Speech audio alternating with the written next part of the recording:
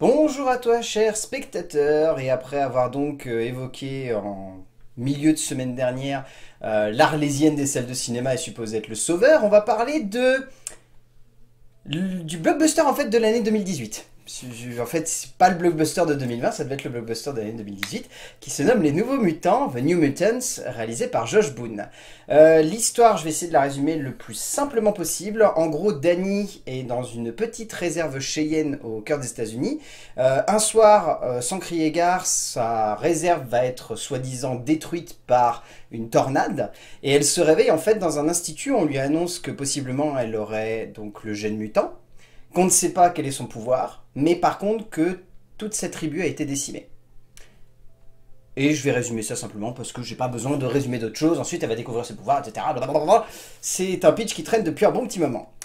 Pour en parler avec moi, je crois qu'on en a parlé dès le moment où il y a eu la première bande-annonce qu'on ferait la chronique sur ce film. Bien sûr. Donc ça veut Même dire... dès que le projet a été annoncé, C'est ça, finalement, donc ça hein. veut dire mi-2017 quand même. Oui, Donc, oui, même avant. Hein. oh ouais, non, non, Ouais. ouais. Donc vous vous rendez compte que ce cher Hugo, Bah, j'attendais cette critique depuis 3 2 ans ans et demi.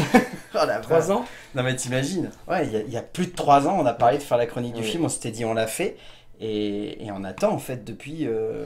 Bah, c'est fou. bon, on a fini d'attendre, hein, Ouais, par contre. Hein. ah, on a Mais maintenant, fini ça fait un d'attendre. vide quand même. Ah bah Ouais, ça il fait manque un quelque chose à sacré ma vide. vie, Ah, mais ça... Ah, finalement. carrément, Oui, ah oui, il bah, manque un c'est bon, truc à ta moi vie. c'est bon, là, c'est terminé.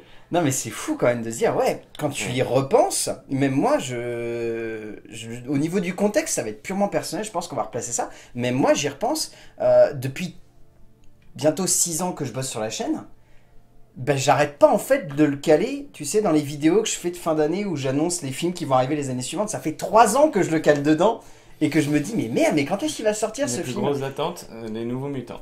Ah, mais et puis en plus, tu rajoutes le fait qu'à la base, cette année, il devait sortir le 1er avril, donc tout le monde s'est dit, punaise, ils Oui, vont nous faire un gag, ils vont nous annoncer dernièrement que bah c'est pas bingo. sorti. Le gag a été une pandémie qui a empêché la sortie du Finalement, film. Puis Disney a annoncé, oh, on le sortira peut-être en juin. Puis rapidement, ça a été, peut-être que ça sera sur Disney+. en précommande sur Ou en Amazon. précommande sur Ouais, Amazon. non, Et mais... finalement, il débarque dans les salles et tu te dis, c'est pas possible en fait. Et Mais ouais. si. Et ouais. Et donc, du coup, Hugo, avec ce contexte très personnel replacé, qu'est-ce que t'en as pensé des Nouveaux Mutants? Eh ben écoute, j'avais très très peur parce que il a été reculé plusieurs fois, parce que on en a beaucoup entendu parler, comme quoi il a été remonté, il a été coupé, tranché, tout ce que tu veux, que le réalisateur en a chié sa race pour faire le film. Non, vraiment, j'y suis allé, surtout en plus avec toi qui me dit une semaine avant, je te préviens, il fait 1 heure et demie. J'étais pas serein. J'étais pas serein, j'y suis allé un petit peu à reculons. Et au final, eh ben, je suis pas mécontent. Alors, c'est pas un chef-d'œuvre. Très clairement, au niveau film de genre, on repassera. Mhm. Mais c'est pas un mauvais film non plus. Non. Il y a des choses à dire. Mhm.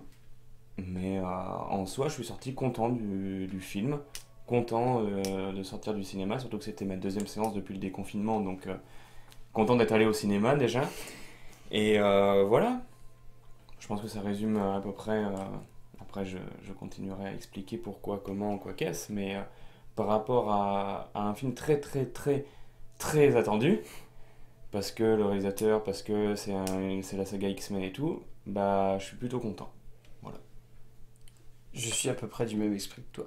Merci. Voilà, soyons sincères, c'est tellement un film que je pense on a attendu, on a fantasmé que, en un sens, il ne peut que décevoir beaucoup de monde. Je ne trouve pas que c'est une déception. C'est Hmm. pas un film extraordinaire, mais c'est un film qui se voit a été charcuté dans beaucoup de sens et a été redimensionné à de nombreuses reprises. C'est-à-dire qu'à la base, il avait été pensé comme étant un film se passant dans les années 90. Hmm. Ça se voit par le biais de l'esthétique, par le biais de l'asile, par le biais de la télé catholique sur laquelle il regarde Buffy contre les vampires, par le biais de tous ces petits trucs-là, ça se voit que c'est un Oui, film du qui coup, est pensé comme étant dans les années 90. c'est pas dérangeant, étant donné qu'on est dans une phase culturelle très... Très 80s et 90s, ouais. Voilà, bah du coup, moi ça m'a pas choqué, c'est plus, c'est un clin d'œil à Buffy contre les vampires, vraiment une C'est série ça. de genre qui a Ah bah ça, clairement c'est inspiré... clairement le bon truc. L'autre problème, c'est, alors ça on en parlera quand on arrivera dans l'écriture, c'est que ça se voit derrière qu'il y a un panel d'exécutifs et de producteurs qui se sont dit, ouais, Alors on peut pas vraiment le caler dans les années 90 parce que du coup on est racheté par Disney. Donc est-ce qu'on pourrait trouver moyen de faire en sorte que ça soit une espèce de conclusion à l'univers X-Men, que ça se passe presque après Logan et du coup en fait il se passe un peu ça. On en parlera mais il se passe un peu Je ça. pense que du fait d'un énorme manque de scènes et d'explications, moi j'arriverai pas à caler, mais après je risque de spoiler, mais je pense pas qu'on puisse caler ça dans la temporalité X-Men. Alors si on peut le caler par le biais d'un détail, un seul détail. Mais ça on en parlera à l'occasion, mais il y a un détail en fait qui fait péter le truc. Bon, je te propose qu'on passe tout de suite à l'écriture, histoire de commencer à aborder le gros du gras. Donc Nate Lee et Josh Boone, en sachant qu'à la base Josh Boone avait écrit seul le script, et que c'est Nate Lee qui est repassé un petit peu derrière pour, on va dire, rééquilibrer le truc, parce que visiblement ça ne plaisait à aucun exécutif de chez Disney. Parce qu'il faut savoir donc, pour te replacer le contexte, qu'à la base, le film était fini en 2017. Et il y a eu une projo, presse et public. Et qu'à la suite de ça, ils ont fait bon, bah on va remonter le film, si ça plaît pas. Hein. Et puis c'est surtout que ça a été racheté par Disney. Et puis il y a eu aussi ça, il y a eu ça. Mais voilà, tu te dis, c'est un enfer de conception et de création en fait ce film. En termes d'écriture, on va dire, pour aborder le plus gros défaut, moi je trouve, qui ressort de cette œuvre, c'est une œuvre qui veut aborder une thématique et qui, en souhaitant aborder cette thématique, oublie peut-être de raconter derrière une histoire qui tienne à peu près la route sur 1h30 de film. C'est le plus gros souci qu'il puisse y avoir et ça se ressent dès les premières minutes. Pour autant, est-ce que c'est un vrai handicap ? Non, parce que les thématiques qui sont abordées sont plutôt bien abordées. On sent quand même que c'est un réalisateur qui a bossé sur des films pour ados. Ça se sent, je vais pas te le cacher. Oui, c'est pas faux. Il y a une scène où très clairement j'étais là, ouais, bah, c'est nos étoiles contraires avec des mutants, quoi. Très clairement, il y a une scène où... Tu parles d'une petite scène de pluie, peut-être, par hasard ? Oui, voilà. Oui, voilà. Mais en soi, bon, déjà, j'ai beaucoup aimé nos étoiles contraires, je sais ce que t'en penses, bref, ne débattons pas. Toujours étant que ça sert vachement le propos. Parce que la saga X-Men existe pour parler de la différence chez l'enfant et l'adolescent, qu'on en a déjà parlé avec les autres critiques qu'on a pu faire sur X-Men, sur d'autres X-Men en tout cas. Donc en soi... Bah, la thématique elle est plutôt bien développée et assez intéressante. Problème, il manque clairement un bon 45 minutes de film, du coup ça reste en surface, et comme tu disais, bah, l'histoire derrière, bah, on en veut plus. Ah ouais. On veut plus de avant, on veut plus de pendant, et on veut plus de après. Et on les a pas. Ouais. Et c'est le problème de l'écriture. Mais du coup, il y a un gros paradoxe qui se crée, et c'est ce que je trouve intéressant, c'est qu'il y a ce paradoxe de on n'arrive pas à concevoir une histoire, et donc du coup on ne sait pas où l'emmener, mais derrière, et c'est ça que je trouve intéressant, c'est qu'il y a cette thématique de la peur qui est abordée, et du changement, et en plus, les personnages sont bien étoffés, je trouve. Et ça c'est pour moi le point. Moi je trouve qu'au moins ils ont un peu de background chacun. Je dis pas non plus qu'ils ont un background qui est bien construit, mais au moins chacun a sa petite histoire. Et franchement, dernièrement, je me suis rendu compte qu'il y a beaucoup de gros blockbusters qui oublient finalement de placer un contexte. Rapport à Tenet la semaine dernière parce qu'on l'avait clairement bien évoqué. Voilà, je rentre pas dans les détails pour toi, mais on avait bien évoqué ça. Et ici, du coup, on se retrouve avec des personnages qui peut-être sont évoqués en surface, mais au moins ont un petit contexte. Ce qui fait que lorsqu'il leur arrive des choses, tu te sens quand même un petit peu attaché à eux. Et l'avantage, c'est qu'on peut prendre le personnage d'Iliana ou le personnage de Roberto, mais ce sont des personnages qui évoluent au fil du récit, qui sont jamais figés dans le temps. Danny aussi se retrouve dans cette situation-là, Rain également. Mais chacun de ces personnages a vraiment son petit background, et on sent que ça lui permet d'évoluer et d'avancer au sein d'un récit qui peut-être est flou, mais est présent quand même. Chaque personnage aborde quand même une thématique par rapport à l'enfance et l'adolescence qui est assez lourde, qui était déjà présente dans d'autres X-Men, mais du coup, je trouve qu'elle est assez intéressant. Et le fait de passer par le biais de la peur et finalement de l'amitié, bah, ça permet et des super pouvoirs aussi, parce que ça reste un film X-Men quand même. Oui. Bah, ça permet de bien développer ça et je trouve ça assez intéressant. Ah, bah, je suis totalement d'accord avec toi. Puis ouais, j'aime beaucoup cette thématique de la peur dans son sens le plus pur. C'est vraiment un film qui choisit de parler de la peur dans le sens il faut accepter la peur pour pouvoir avancer. Et ça peut paraître comme étant une thématique un peu vague, floue ou facile, même en un sens, je pense, pour certains.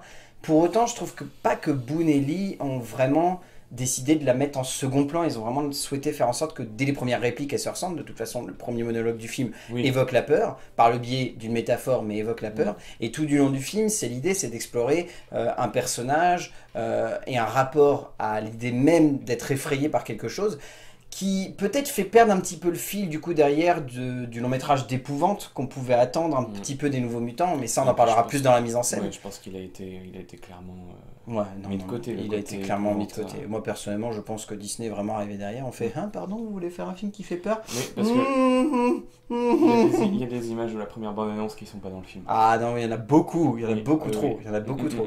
Mais ouais, c'est presque à ce point où on a l'impression que l'interdiction moins de 12 ans en France, elle n'a pas vraiment de sens. Hein. Parce que pour moi, perso, il y a un avertissement aurait suffi. Hein. Une interdiction, elle a un peu aucun sens.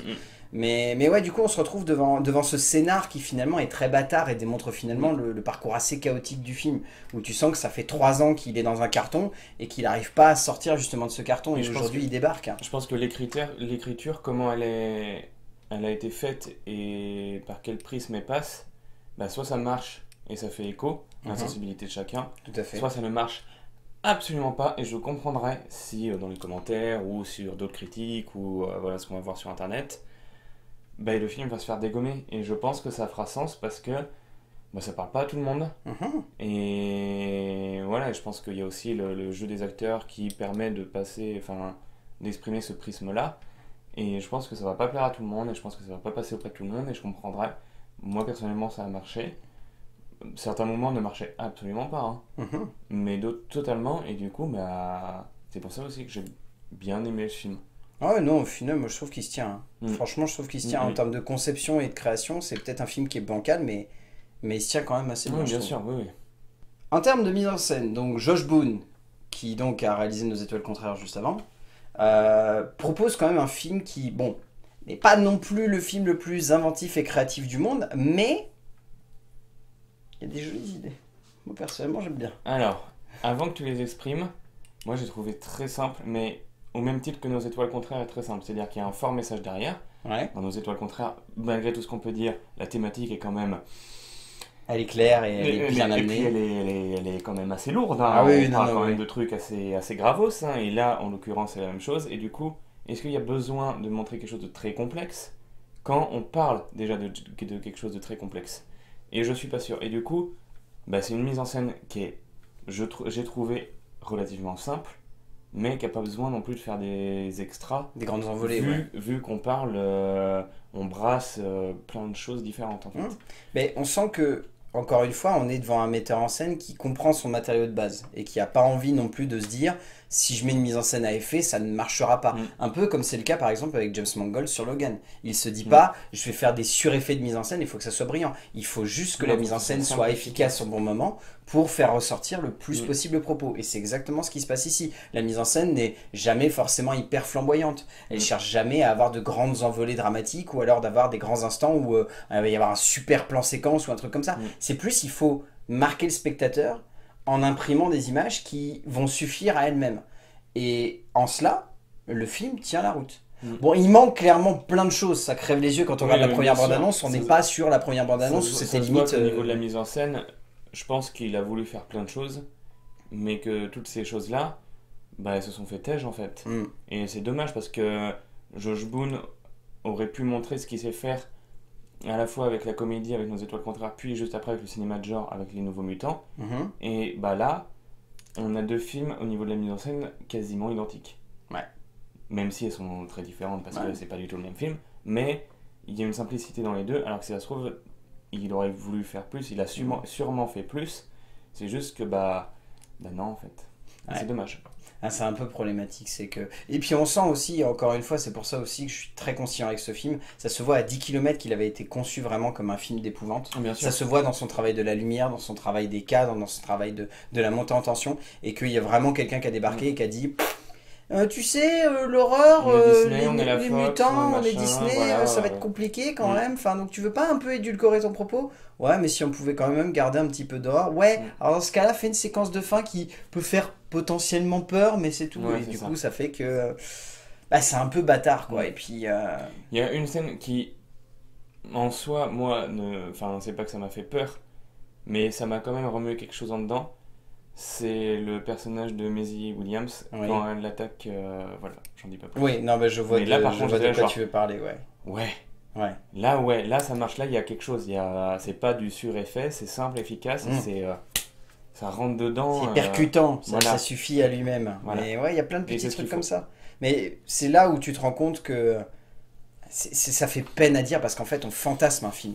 On en est, Oui, on c'est en est à ce ça. point-là où Mm. on se dit que le film aurait pu être comme ça et c'est ça en fait qui nous fait J'ai penser que. espoir qu'un jour, peut-être, il y a une version qui sorte un peu plus. Mais peut-être qu'il y aura ça sur le DVD ou sur le Blu-ray parce qu'honnêtement, je vois pas cette version-là rester anonyme. Non, Parce qu'à la base, le film devait faire, si je ne me plante pas, lorsqu'il était annoncé qu'il s'apprêtait à sortir, il devait faire 2h12, un truc comme ça. Mhm. Ça devait être un super film immense autour de l'épouvante au sein d'une Mhm. maison comme ça. Et tu te dis, un c'est pas espèce de possible. huis clos. C'est ça, tu te dis, c'est mm. pas possible parce qu'on a quand même, sur le papier, on en parlera ensuite, on a 6 acteurs principaux qui sont tous, sur le papier, bourrés de talent. Et on se retrouve devant cette œuvre où ils sont pas sous-exploités, mais on a juste la sensation qu'ils sont effleurés. Comme si Mm. derrière il y avait un super potentiel ou autre chose à exploiter et que ça suffisait pas. Et Non, c'est je suis bizarre. d'accord. Mm. Et il y a un autre point aussi, c'est que ça se voit encore une fois par le biais des reshoots qui ont été faits et par le biais des acteurs qu'on n'a pas arrêté de rappeler, ça se voit que Boone, on lui a dit, mais inclus les X-Men dans ton truc. Oui. Parce qu'à la base, ça se voit à 10 km, que si ça s'était pas appelé Les Nouveaux Mutants, mais genre un titre random de film d'épouvante, ça aurait été qu'à la fin qu'on aurait su que c'était les mutants, on aurait Mm. fait putain, c'est vachement bien foutu. Eh ben non. Un peu à la Cloverfield par exemple, des trucs comme ça. À Mais la genre quand on annonce à la des Cloverfield. Cloverfield ou à la Glace. Ouais, ou, c'est ça. Enfin, On- Split plutôt. Oui, mais du coup, oui, où Oui, on, oui. où on comprend qu'à la fin que ça fait partie de cet Bien univers-là. sûr. C'est vrai que Donc, pour le non. coup, ça aurait pu être très fort. Et là, Mm. on lui demande de marteler constamment qu'il est dans l'univers X-Men. Et du coup, on sent qu'il est pas à l'aise avec ça, qu'il sait pas comment le caler. Avec ses Mm. dialogues à rallonge où c'est genre non, mais je travaille pour quelqu'un haut placé qui bosse dans les X-Men. Vous aimez les X-Men, hein? Est-ce que vous voulez faire partie des Mm. X-Men? Et c'est. Ouais, c'est. Au niveau de par la mise rapport en à ça. scène, moi j'ai une déception, mais c'est la même que je m'étais fait la même réflexion pour Logan, et j'ai un message à faire passer à ceux qui montent les bandes annonces des films de la Fox et des X-Men. Arrêtez de foutre des musiques exprès pour des bandes annonces, et ensuite de ne pas les mettre dans les films. Alors, tu parles de Hurt de Johnny Cash De et Heart de Johnny Cash, et là la reprise de Pink Pink Floyd, Floyd. qui correspondait, je trouvais, vachement bien à l'univers du film. Alors, dans Logan, il y avait quand même une récompense. À la fin du film, il y avait quand même une chanson de Johnny Cash. C'était Oui. pas Hurt, mais il y avait quand même une chanson. Mais je suis d'accord. Mais Mais là, pour le coup, non, cette bah musique-là non. n'a aucun Et sens. vraiment, c'est là, genre, Elle est où? Elle est quelle indignité. quelle indignité. Mais bon, après c'est comme ça, mais c'est Ouais. plus pour vendre qu'on va dire, on met The Wall, regardez, Ouais, c'est ouais, c'est un connu, peu machin ça, et tout. ouais. Mais C'est un peu triste. c'est dommage parce que, Ouais. bah du coup, moi la musique m'a vraiment pas marqué, quoi. Ah non, non, mais la musique, elle Alors est qu'ils pas ont voulu, folle. hein. Ils ont voulu faire une scène avec une musique où ça aurait pu être marquant, mais non. Non, c'est pas Non. marquant. Bah non. C'est un espèce de rock teenage Ouais, c'est ça, très, c'est dommage. très classique. Ils auraient balancé un truc typique des années 90, un petit Nirvana ou même un The Cure. Ouais, c'est ça ce que je me disais, un petit The Cure. Ouais. Mais non, bah non. Mais non, Dommage. Niveau casting, ça va aller assez vite. Alors déjà, je tiens moi à surtout citer Blue Hunt qui joue Danny, qui est pour moi la vraie révélation du film. Mais il faut savoir que je crois Oui. que hormis la dernière bande-annonce, on savait pas qu'elle jouait dans le film. Elle était très peu montrée. Mm. De mémoire, la première bande-annonce, je crois même qu'on ne la voyait même pas. Alors, je sais plus. Sauf dans Mais- un plan à la fin. Mais sinon, on ne la voyait même pas parce que sinon, ils avaient Mais tellement c'est mis vrai tous que les acteurs. je connaissais pas et ouais, Non, elle s'en Ouais, sort ouais. très très bien. surtout pour le rôle qu'elle a. Oh oui. Pour ce qui est de Charlie Heaton, de Anya Taylor-Joy, de Maisie Williams, ainsi que de Henry Zaga, je trouve dans l'ensemble ils s'en sortent bien. C'est pas. En fait, on va dire, comme tu le disais, Maisie Williams, ça fonctionne du feu de Dieu. Alors, Je peux expliquer pourquoi. vas-y. Parce qu'on en a parlé Ah oui, je derrière, sais, là, c'est mais, pour ça. Oui. j'avais énormément peur du casting, enfin d'une partie du casting, parce que Maisie Williams, c'est Arya dans Game of Thrones, Et Charlie Heaton. et Charlie Hinton, c'est Stranger Things. Voilà. C'est l'ado un peu mis de côté de Stranger Things. Ouais. Alors pour Charlie Heaton, il joue le même rôle, et je trouve ça dommage. Ouais. Il joue le rôle du mec un peu mis de côté, du lycéen, voilà, qui est un peu une descendance directe de Breakfast Club, quoi. Hmm. On est là-dessus. Ouais. Maisie Williams, j'avais énormément peur parce que ça fait 10 ans qu'on la voit sur nos écrans, qu'elle a le même rôle et que je l'ai pas vu dans d'autres films ou je l'ai pas vu dans d'autres séries. Et je me suis dit, ça va être Arya sur, Ouais, c'est ça. sur les Nouveaux Mutants. Et c'est là où je me suis dit que c'est une putain d'actrice, c'est que pas du tout. Dès le début, on sent que c'est pas du tout le même rôle, on sent qu'elle arrive à se décrocher de ce rôle de Game of Thrones. Et du coup, je me suis dit, bon, déjà, je l'aimais beaucoup, hein, mais alors là, et c'est vraiment une réussite. C'est vraiment une actrice qui, je pense, a la capacité d'avoir une carrière très différente, avec plein de choses différentes, mais qu'elle arrivera à percer et à continuer à faire des bons films. À voir après l'écho que les Nouveaux Mutants vont avoir, bien évidemment. Les autres acteurs, je les ai trouvés trop en surface. Anya Taylor-Joy, moi, elle m'a un peu déçu. Elle m'a un peu déçu. Notamment parce que déjà, faut arrêter de faire Et puis je vois des filiations avec Tenet partout. Kenneth Branagh, il fait un accent russe à couper au couteau aussi. Ouais, mais dans Tenet. j'ai pas vu là, Tenet. Bah oui, mais là, elle a aussi un accent russe à couper au couteau. Et c'est déchirant de se dire, mais pourquoi? Arrêtez de faire des accents russes. Et par contre, l'actrice qui joue le médecin, Alice Braga. Alice Braga, alors, elle est très bien dans son rôle. Ouais. C'est vraiment la personne qu'on aime détester. Oui. Et ça lui va très très bien. Ah, oui. Et je l'ai trouvé vraiment chouette dans ce rôle-là. Ouais, après, non, mais je trouve qu'elle a des potes. Et c'est en lien avec l'écriture et la mise en scène. C'est-à-dire qu'il manque tellement de choses que je suis sûr que les personnages auraient pu vraiment beaucoup plus nous transcender et nous parler et servir les thématiques qu'ils peuvent aborder. Mais comme il manque, bah forcément les acteurs en prennent un coup aussi. C'est ça. Et c'est dommage. Parce qu'en plus, c'est des mutants qu'on n'a jamais vus à l'écran et qu'on aurait voulu avoir un peu plus de...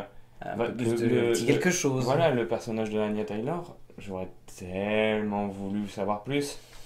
Mais tellement. Mais oui. Sur son pouvoir et tout. Mais parce qu'en plus, on l'a pas trop évoqué parce que ça aurait été un peu de spoiler, mais en gros, sans spoiler, elle est vraiment au centre de tout ce qui se passe dans la deuxième partie de film. Mais oui. Et c'est vraiment, la première partie, c'est l'évolution de Dani, la deuxième partie, c'est l'évolution de Illyana. Donc il y a vraiment une sacrée filiation entre les deux persos. Et il manque, comme tu dis, ce petit plus qui, à mon avis, était présent dans la version de base. Oui, bien sûr. Et après, on s'est dit non, on va l'en retirer parce qu'on n'en veut pas.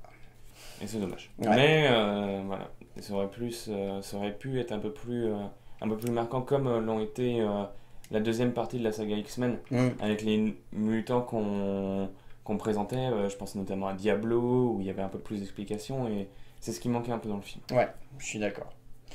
Bon, on arrive à la fin de cette Arlésienne qu'on attendait depuis maintenant 3-4 ans. Donc qu'est-ce que tu en tires du coup des Nouveaux Mutants?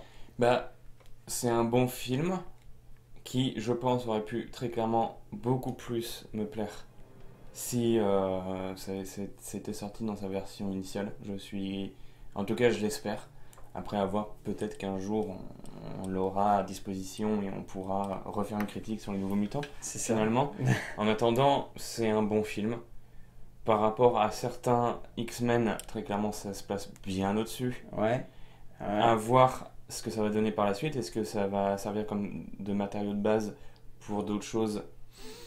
Non, Hugo. On peut pas se vendre des faux espoirs. Hein. Disney, ils ont annoncé eux-mêmes qu'ils allaient rebooter tout l'univers X-Men. Donc, ce film qui à la base devait être l'ouverture d'une nouvelle saga. Ou est-ce que ça va pas être l'occasion? Ça va pas être l'occasion aussi de se décrocher un petit peu de Disney, d'être repris par d'autres studios. Ça serait bien, mais je pense pas que ça arrivera. Mais en tout cas, c'est un bon film. Ça fait plaisir de retourner au cinéma pour voir des films comme ça, sachant que l'autre film que j'ai vu depuis le déconfinement, c'est l'été 85. On reste sur la thématique ado. C'est vrai. Bien sûr. Complètement. À fond. Totalement. Le trauma de l'adolescence. Problème avec ça. Bien sûr, évidemment. Mais non, X-Men, Les Nouveaux Mutants, est un bon film. Je pense qu'il aurait clairement pu être mieux, mais malheureusement, c'est comme ça. Et c'est pas une énorme déception comme l'a pu être, je pense, Suicide Squad. Ça y est, c'est jeté. Non, mais je te soutiens quasiment sur tout. Ouais, c'est vrai que ça aurait dû être un grand film. Potentiellement. Il en résulte un bon film, c'est pas non plus une catastrophe. Je vois plein de gens dire que c'est une catastrophe. C'est pas une catastrophe. Honnêtement, j'ai vu des catastrophes artistiques. Artemis Fall, pour moi, est une bien plus grande catastrophe artistique que ne peut l'être un Nouveau Mutant qui est quand même bourré d'idées et qui a un auteur à la base qui arrive quand même, malgré les retouches, etc., à faire transpirer quand même un minimum son style. C'est quand même déjà une grande preuve de talent, je trouve. Mais c'est un film qui va décevoir beaucoup de monde, certainement. Faut juste peut-être simplement se dire que le film qui devait sortir il y a 3 ans n'existe pas ou n'existe plus. Il y a un film aujourd'hui qui a eu une petite promotion, qui a eu sa promotion. Faut s'en contenter. Il est là. Et je trouve qu'en tant que tel, Les Nouveaux Mutants par Josh Boone, ça se tient. Les Nouveaux Mutants auraient fait une très bonne série. C'est possible. Sauf quand on voit les séries de l'univers X-Men. Voilà. C'est mieux que ça soit sorti en film. Voilà. Mais ça aurait fait une bonne série. Ça aurait fait une bonne série, je suis d'accord. Peut-être une idée à jeter. Regardez, elle est là, elle est là. La série Ou alors, Les Nouveaux Mutants. Donnez-nous des fonds. Et on fait Et la j'appelle série Maisie Williams. Et par contre, je fais une série qu'avec elle. avec elle en Nouveaux Mutants. C'est ça. C'est tout. Voilà. Ok, on va se jeter. Hein. Oui, voilà. Après, ça passe ou ça passe pas. Ça passe pas, on verra bien. Merci Hugo Mais d'être merci de à retour toi, mais et ça d'avoir faisait participé à longtemps. cette petite vidéo. Ça C'est vrai m'avait que oui, manqué. ça fait longtemps, ça fait Star Wars. 8-9 mois. Ah, c'est ça, 8-9 mois. Ouais, c'était long. C'était long, The Lighthouse. Mais maintenant que je suis revenu, bah après il y avait les lives pendant le confinement. Oui, Mais, oui. Maintenant que je suis revenu, C'est parti. je vais être là souvent. Ouais, il va me faire chier. Il va être là tout le temps. Oh oui. Bon, sur ce, qu'est-ce qu'on va dire aux gens? Bah d'aller au cinéma Bah oui, parce avec que un c'est- masque. Avec un masque, bien sûr, Bien sûr. porté. Bon, là, on n'en a pas, mais bon, on a un petit mètre de distance, un tout petit mètre de Non mais distance. ça fait une semaine qu'on est ensemble dans la même maison. Là. Voilà, donc à partir de ce Ne vous inquiétez moment-là, pas, ça va. il y a plus de mètre de distance entre nous. Et bah oui, aller au cinéma parce que c'est bien d'aller au cinéma. Et on se retrouvera ici pour parler de cinéma, bien évidemment. À plus. Allez, ciao. Et à la fin, le médecin il meurt et tous les autres survivent. Allez, il a pas perdu son gimmick, heureusement.